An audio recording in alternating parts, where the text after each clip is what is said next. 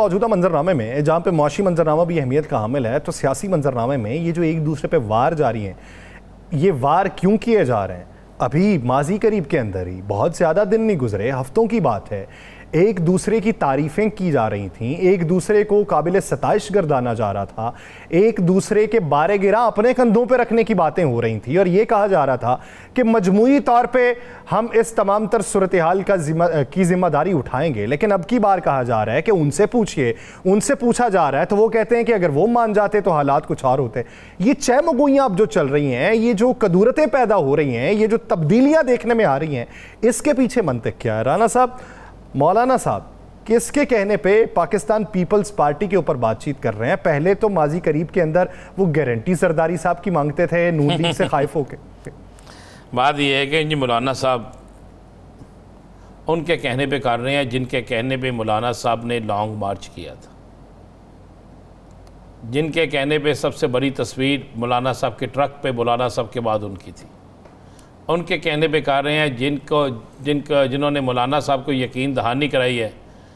बल्कि आज यकीन दहानी तो टूट गई यार यासर, आज आप देखें उनकी वापसी नहीं अभी कंफर्म ऊपर से यार वो सदर साहब तो अभी रहेंगे, वो तो रहेंगे जब तक, और उसके बाद इलेक्शन के बाद कुछ चीज़ें आएंगी और लड़ाई इतनी तेज़ हो गई है कि शेरवानी भी हमारी जो है ना वो घर रह गई है, हर चीज़ ख़त्म हो गई है। भाई बात यह है मौलाना साहब ने टारगेट किया हुआ है उनके कहने पे जो जमात के वज़ीर आज़म थे, जिनके ये करीब थे, जिनके ये पास था, बिल्कुल पास थे।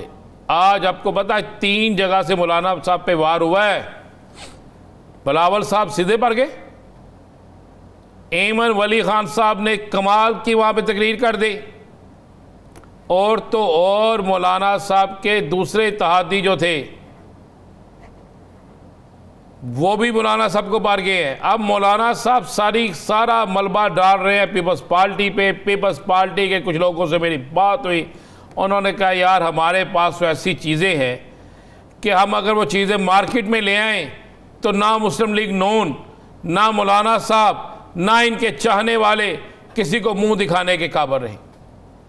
ये तो इक़्तिदार में 1% भी इंटरेस्ट नहीं लेते थे कि हम आवाम को कुछ दें। अच्छा मज़े वाली बात है, ये बात पीपल्स पार्टी ने कही, लेकिन ज़रा थोड़ा सा झंझोरे ना, ज़रा थोड़ी सी चीज़ें ना गौर करिए यासर साहब। आखिरी तकरीर बिलावल साहब की आपको याद है? पार्लियामेंट वाली के शहबाज शरीफ साहब हमारे वज़ीर आज़म हैं, ये नून लीग के नहीं हैं। तो पॉलिसी कहाँ बनती थी? पॉलिसी साइन कहाँ पे होती थी? आवाम के ऊपर पेट्रोल बम कहाँ से गिरता था? आवाम के ऊपर बिजली बम कहाँ से गिरता था? एग्रीमेंट पे साइन कौन करके आता था? एग्रीमेंट के साइन के वक्त मीटिंग किसकी होती थी? आपस में उस वक्त एक नहीं थे? क्या मौलाना साहब के आने पे ये सारे खड़े नहीं हो जाते थे? हुकूमत जाने के बाद क्या ये मौलाना साहब के घर नहीं गए? क्या हुकूमत जाने से 1-2 दिन पहले ये मौलाना साहब के घर नहीं गए? ये सब एक थे।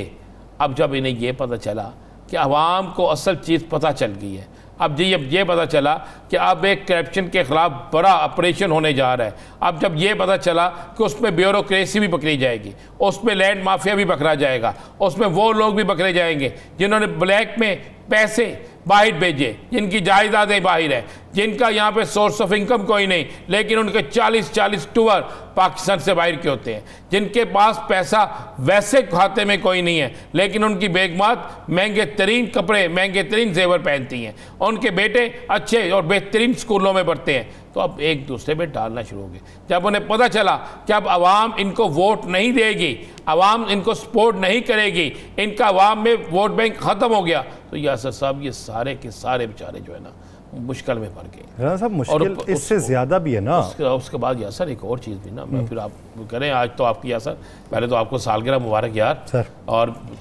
मैं तमाम अपने व्यूवर्स की तरफ से आपको सालगिरह मुबारक कहता हूँ। और जी आप हज़ारों साल और इस तरह हंसते खेलते मुस्कुराते रहे। यासर साहब एक जो आज फैसला आया ना सुप्रीम कोर्ट से, आया ना फैसला, कौन से वाला?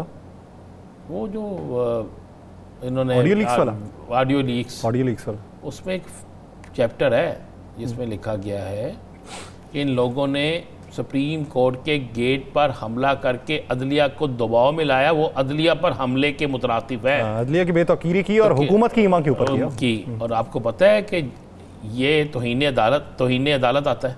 जी जी, जाहिर बात है बेतौकीरी अगर ये बेतौकीरी और यह तौहीन अदालत आता है तो कल जब इलेक्शन ये लड़ने जाते हैं, जब इलेक्शन होते हैं और उसमें कोई पटिशन दायर हो जाती है, इस फैसले की कॉपी साल लग जाती है, तो अगर दानियाल अजीज़ साहब और अगर तलाल चौधरी साहब, अगर नहाल हाशमी साहब के साथ ये सारा कुछ हो सकता है तो फिर आप क्या समझते हैं? तो फिर मरियम नवाज साहब, मौलाना फजलुर रहमान साहब और जो हुकूमत में मौजूद थे, जिनकी इमा पर हुआ जो कहा गया, कौन बचेगा? जरा देखते जाए। अब ये सारे चाहते हैं, इनके लिए तो एक तकनीकी मुश्किल रहना साहब इस वक्त है ना, तकनीकी मुश्किल भी आ गई। दूसरा बड़े परेशान है कि मुल्क के हालात अगर बेहतर हो गए, वही तो बात करने लगा हूँ कि अगर अभी हालात बेहतर नहीं होते तो मलबा इनके कंधों पे है, वो बयानिया नहीं बन सकता।